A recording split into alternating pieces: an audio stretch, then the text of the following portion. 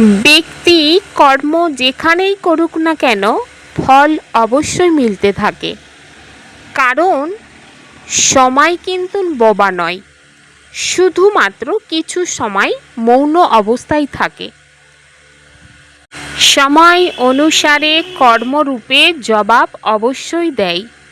আজকের হেসে যে পাপ কর্ম মানব করে, কালকে সেটা কান্নাকাটি করে চুক্ত করতে হয়।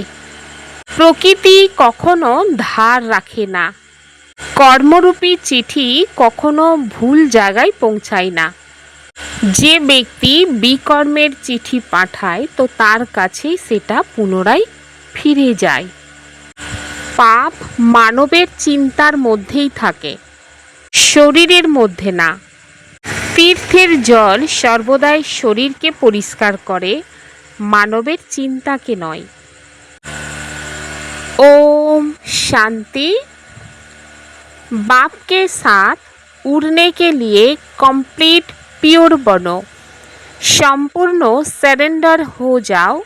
ये देह मेरी नहीं, बिल्कुल अशरीरी बनो।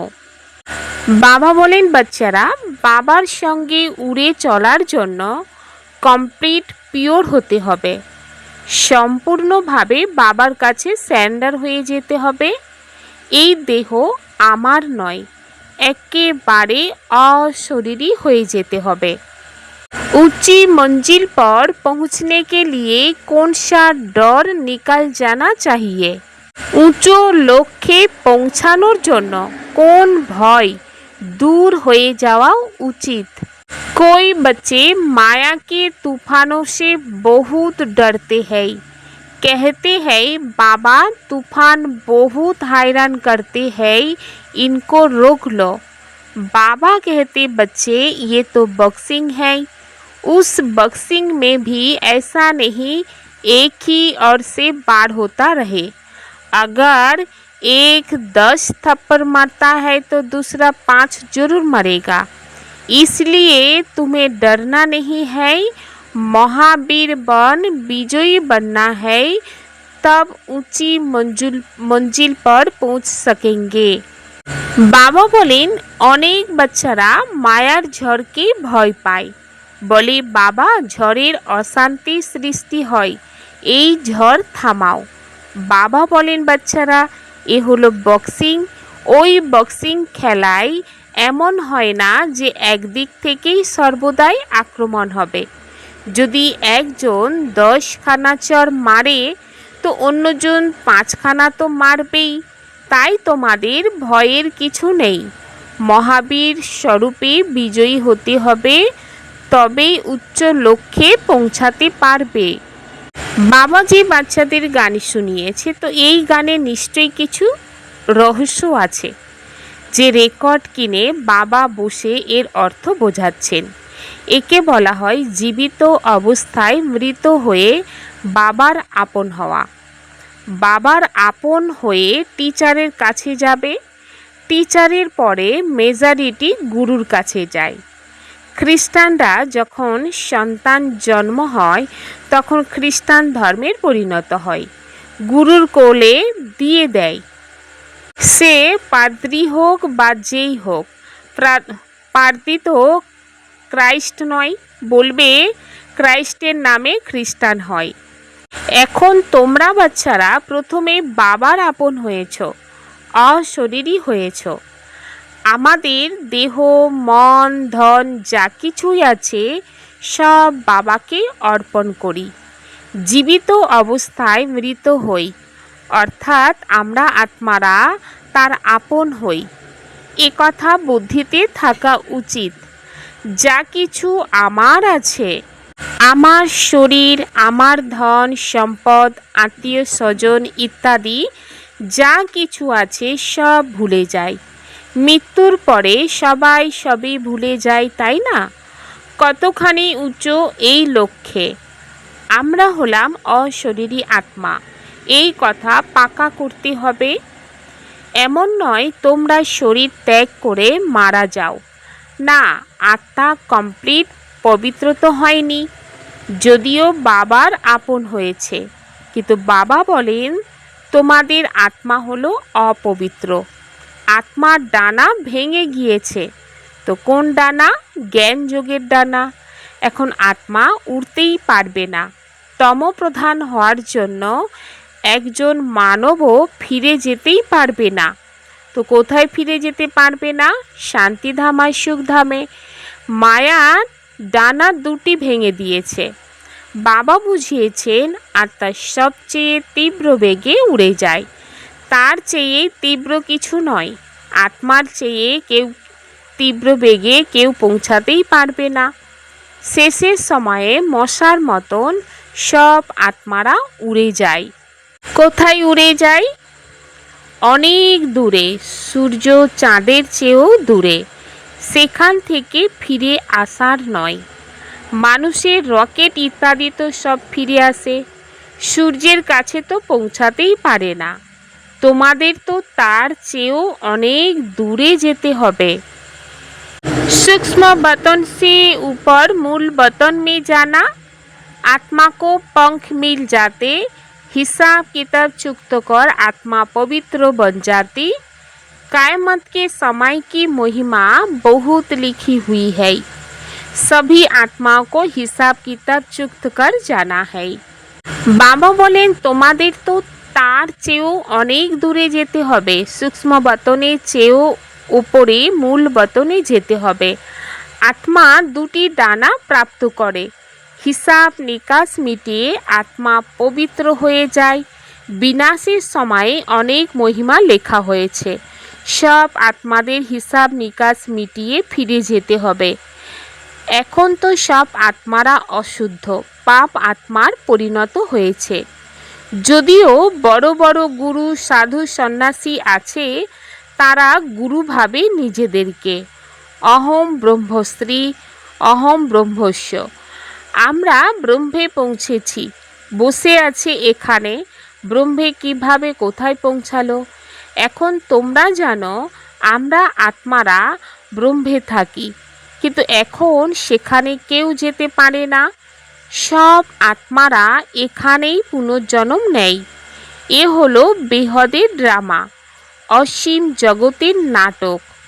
সব অ্যাক্টার্সদের পাঠ প্লে করতে সেখান থেকে অবশ্যই আসতে হবে। সবার আত্মা স্টেজে এসেছে। যখন বিনাশের সময় হয় তখন সবাই এসে যায়। সেখানে থেকে কি করবে? অ্যাক্টার্সরা পাঠ প্লে না করে ঘরে বসে থাকবে? নাটকের নিশ্চয়ই আসতেই হবে।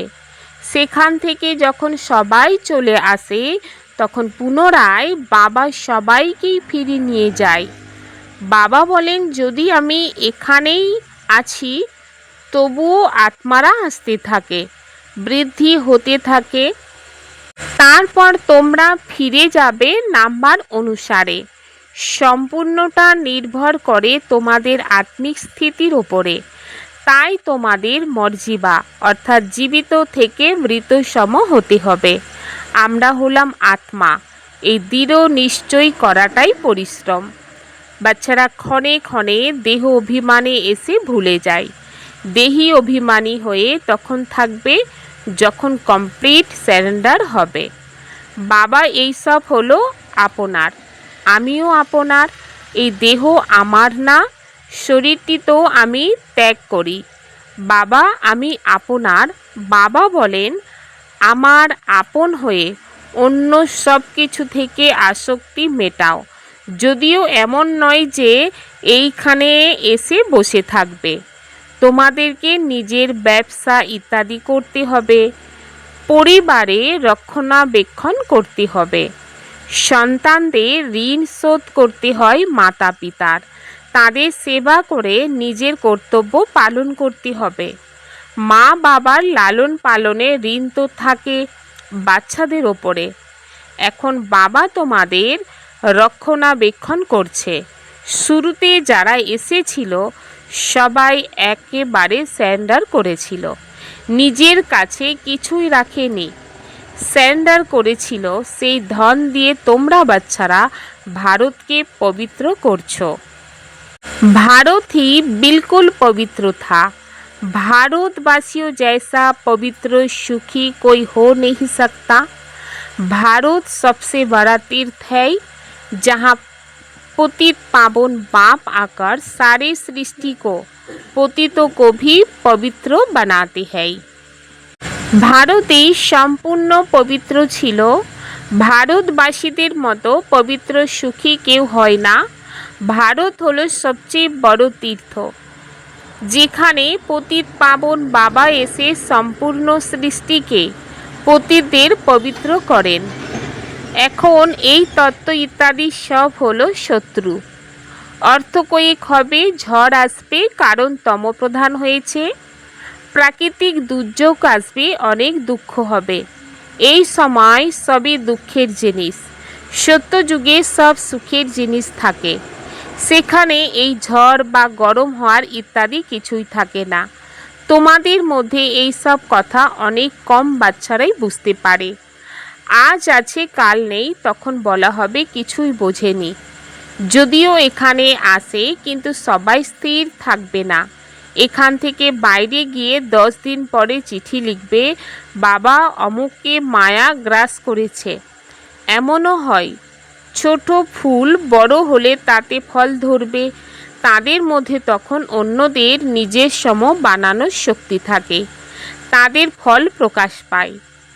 বাবার আপন হয়ে প্রজাও বানাতে হবে, উত্তরাধিকারী বানাতে হবে। পাণ্ডারূপে বাবার কাছে এসে বুঝবে আমরা পৌঁছে গেছি। না, লক্ষ্য হলো বিশাল। অনেকে বলে মায়ার ঝড় আসে অনেক। তোমরা বাবার আপন হয়েছ, ঝড় তো আসবেই। বাচ্চারা বলে বাবা আমরা আপনার ছিলাম, স্বর্গের উত্তরাধিকারী নিয়েছিলাম, পরে পুনর্জন্ম নিয়ে 84 জন্ম পার করে পুনরায় আপনার আপন হয়েছি। আমি তো স্বর্গের অধিকার নিয়েই থাকব। অতএব এমন বাবাকে কতখানি স্মরণ করতে হয় এবং নিজের সমান বানিয়ে ফল দিতে হয়। তা না হলে মালা কিভাবে তৈরি হবে? বাবার উত্তরাধিকারী কিভাবে বানাবে? প্রজাও চাই, উত্তরাধিকারীও চাই। যে সিংহাসনে বসবে, বাবার কাছে তো অনেকেই আসে, তারা ত্যাগ করে চলে যায়। बुद्धिर जोग विच्छिन्न होलेई खेला शेष। बाबा के पास समाचार आता है फलानों ने एक ही ऐसा ज्ञान का तीर मारा जो मैं बाबा का बन गए। शास्त्रों में भी लिखा हुआ है कुमारियों के द्वारा बाण मरवाए। अरे बाप को क्यों भूलते हो? बाबार काछे संबाद आसे অমুকে এমন জ্ঞানের বাণ মেরেছে যে আমি বাবার আপন হয়েছি। শাস্ত্রেও লেখা আছে কুমারীরা বাণ মেরেছে। আরে বাবাকে কেন ভুলেছ? একেরই জ্ঞানের বাণ বলা হয়, শুধুমাত্র বাবার কথা স্মরণ করিয়ে দিতে হবে। কোনো হিংসাযুক্ত বাণের কথাই নেই।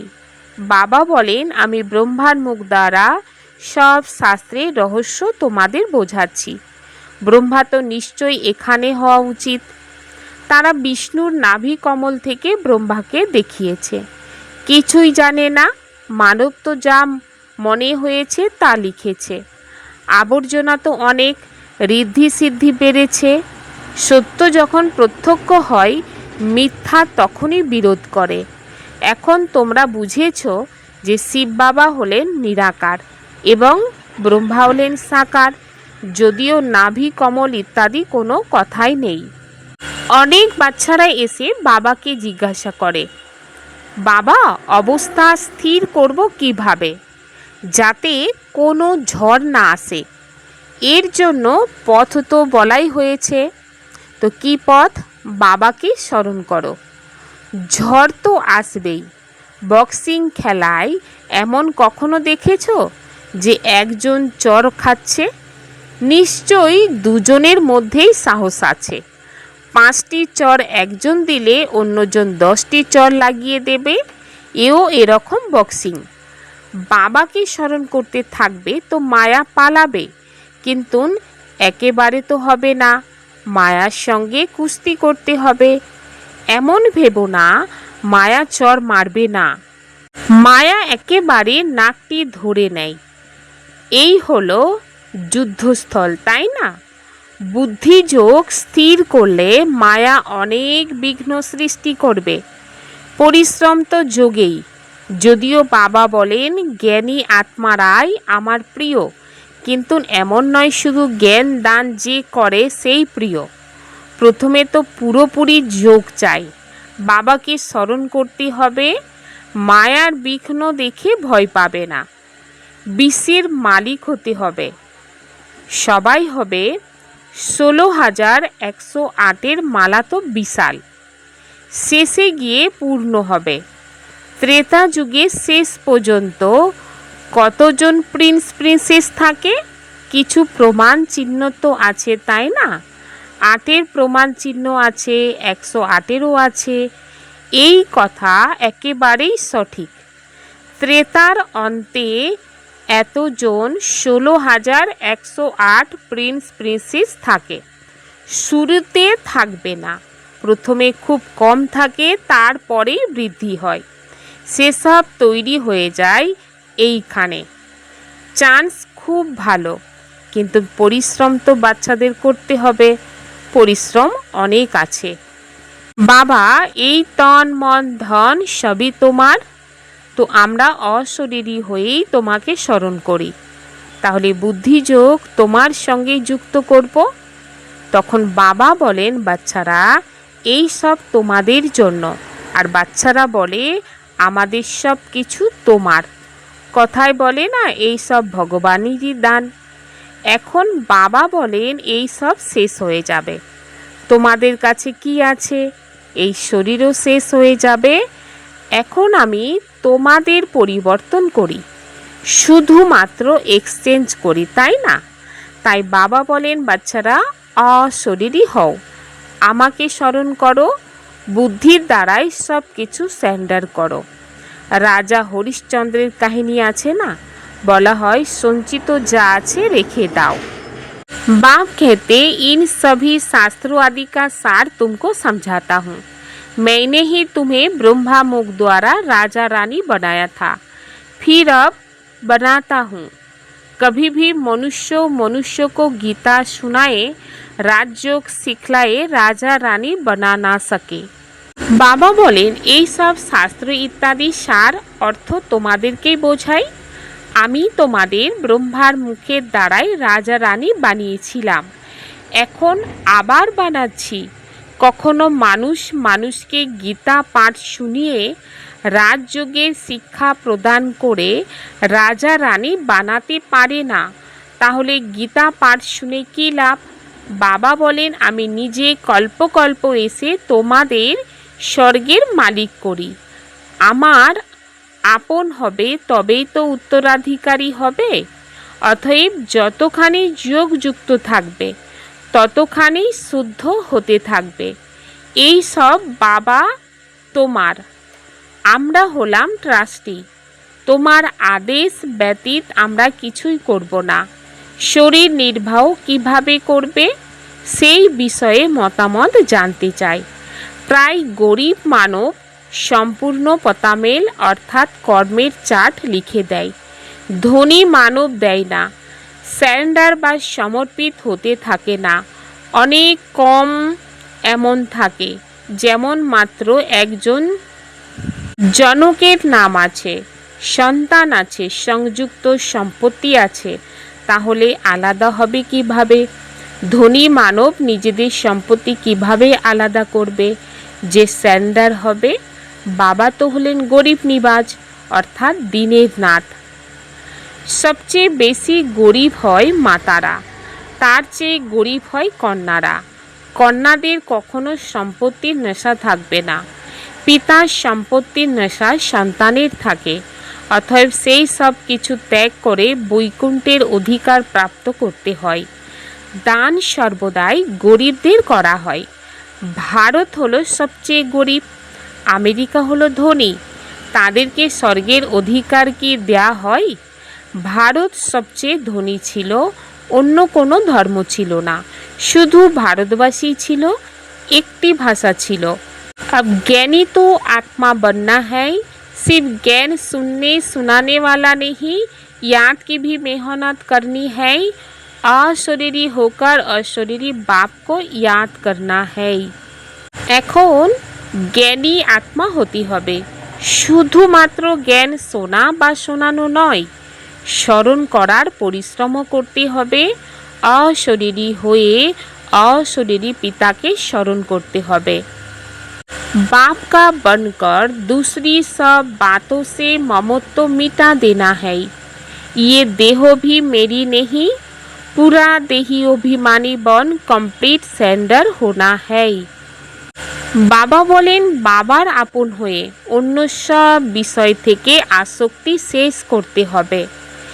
এই দেহটিও আমার না, সম্পূর্ণ দেহি অভিমানী হয়ে কমপ্লিট सरेंडर होते হবে। मास्टर ऑलमाइटी अथॉरिटी की सीट पर सेट रहने वाले सहज और सदा के कर्मयोगी भाव। जैसे किसी मशीनरी को सेट किया जाता है तो एक बार सेट करने से फिर ऑटोमेटिकल चलती रहती है। इसी रीति से मास्टर ऑलमाइटी अथॉरिटी की स्टेज पर स्वयं को एक बार सेट कर दो तो कभी कमजोरी के शब्द नहीं निकलेंगे। हर संकल्प शब्द व कर्म उसी सेटिंग प्रमाण ऑटोमेटिकल चलते रहेंगे। यही सेटिंग सहज और सदा के लिए कर्मयोगी निरंतर निर्विकल समाधि में रहने वाला सहज योगी बना देगी। मास्टर अलमाइटी अथॉरिटी सीटे सेट থাকা সহজ আর সদা কর্মযোগী হতে হবে। যেরকম কোনো মেশিনারিকে সেট করা হয় তো একবার সেট করার সাথে পুনরায় অটোমেটিক্যালি চলতে থাকে। এই রীতির মাধ্যমে মাস্টার অলমাইটি অথরিটি স্টেজের ওপর নিজেকে একবার সেট করে দিতে হবে, তাহলে কখনোই দুর্বলতার শব্দ মুখ থেকে বের হবে না। প্রত্যেক সংকল্প শব্দ বা কর্ম সেই সেটিং অনুসারেই অটোমেটিক্যাল চলতে থাকবে। এই সেটিং সহজ আর সদাকালের জন্য কর্মযোগী নিরন্তর নির্বিকল সমাধিতে থাকা সহজ যোগী বানিয়ে দেবে। मैं के बजाय बाबा बाबा कहना यही याद का प्रूफ है। আমি বলার পরিবর্তে বাবা বাবা বলা এটাই হলো স্মরণের প্রুফ। যারা সহনশীল হয় তারা ড্রামার ঢালের ওপর স্থির থাকতে পারে। সহনশীলতা নেই তো ড্রামার ঢালকে ধরে রাখার মুশকিল। এই সময় যা কিছু কর্ম করো তাতে করণ করাবনের হারের স্মৃতি যেন সর্বদাই থাকেন। করাচ্ছেন বাবা, করছেন নিমিত্ত। যদি এই স্মৃতিতে থেকে কর্ম করো তাহলে অনুভব হবে যে সাক্ষী হয়ে যেন পার্ট প্লে করছি। ওম শান্তি।